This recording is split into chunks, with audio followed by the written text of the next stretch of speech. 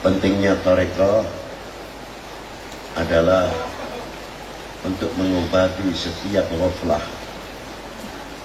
kelalaian apa yang ada terletak di setiap hati manusia, tempatnya kelalaian yang mengakibatkan kita ini menjadi berbuat yang tidak diridhoi oleh Allah dan tidak disukai oleh baginda Nabi sallallahu alaihi wasallam. Karena ghaflah itu akan memunculkan beberapa penyakit-penyakit, di antaranya kesombongan, fakhr, kibir, hasad atau dengki, hikid dan lain sebagainya. Semuanya itu letaknya tidak di mulut, letaknya itu tidak di mata, letaknya tempatnya bukan di telinga, tapi fil qulub.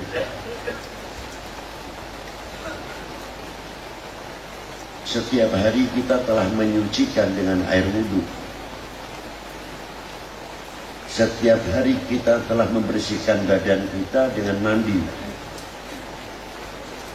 Ada yang mandinya 1 kali, 2 kali, atau 3 kali. Alhamdulillah, kita mendapatkan kebersihan dari mandi. Tapi yang menjadi pertanyaan, sejauh mana kita memandikan hati kita setiap hari?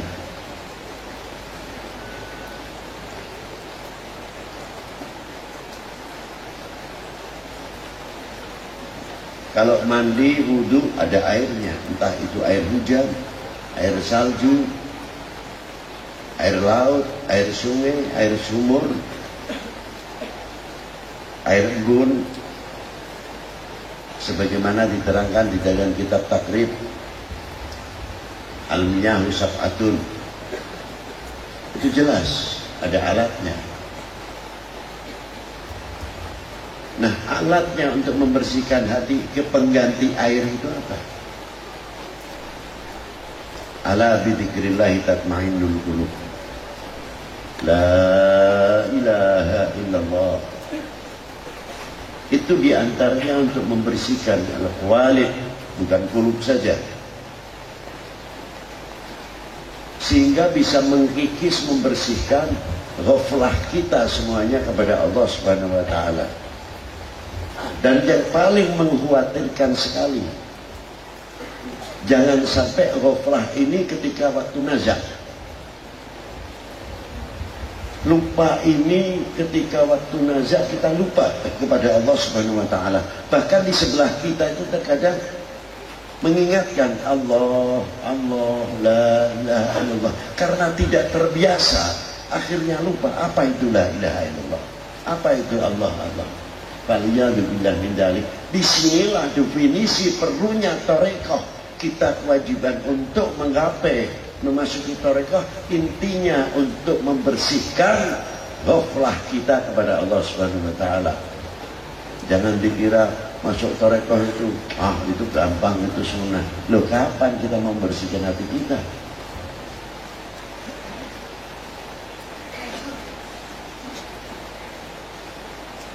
Kalau ada orang alim sekali, saya tidak heran. Tapi kalau ada orang yang hatinya bersih, mukhlis dan sebagainya, saya kagum kepada orang itu. Dan saya bertanya, kapan aku soal ngono itu kapan? Ini pentingnya thariqah adalah di sini intinya.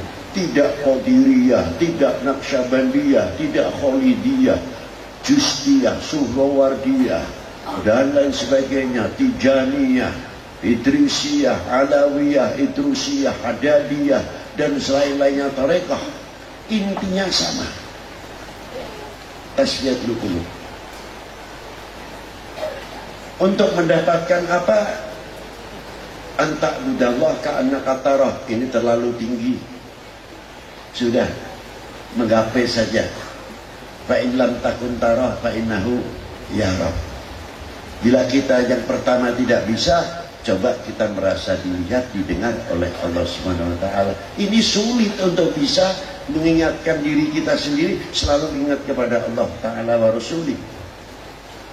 Tanpa dilatih dengan zikir yang banyak, dengan pelantara guru kita yang mengajarkan, mengantar wusul. Robitoh adalah bukan untuk mendewakan guru, tapi guru kita adalah wasitoh untuk mengantar kita ketemu sama Allah Subhanahu wa Ta'ala. Ketika Rasulullah Isra wal Mi'raj dituntun oleh malaikat Jibril, tapi setelah di Sidratul Muntaha Rasulullah langsung bertemu dengan Allah Subhanahu wa Ta'ala, mengetahui dengan langsung wa huwa mukhalafatu lil hawadithi. Itu hebatnya. Nah, kami perlu penuntun untuk Mi'raj. Nah, murid Mi'rajnya itu dengan apa? Dengan guru-guru mursyid itu tadi, sehingga menemukan la ilaha illallah Muhammadur Rasul sallallahu alaihi wasallam. Kalau orang sudah merasa selalu didengar, dilihat oleh Allah Ta'ala, kira-kiranya akan mengurangi maksiat atau tidak? Insya Allah kalau merasa selalu didengar oleh Allah, dilihat oleh Allah, malu rasanya. Akan ngumbar omongan jadi mulut seenaknya sendiri. Malu kepada yang menciptakan. Ini yang menciptakan siapa mulut ini? Kita ini dipinjami oleh Allah Ta'ala.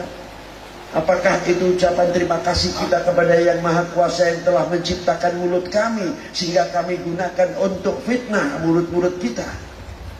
Apakah itu tidak menjadi tuntutan di hadapan Allah Subhanahu wa Ta'ala? Lisanul saghirun jirmuhu, kata Imam Ghazali. Tapi Saiful Qatil ini kelihatannya sepele, lidah tidak bertulang, tapi sekali-kali bisa membunuh orang karena lisan.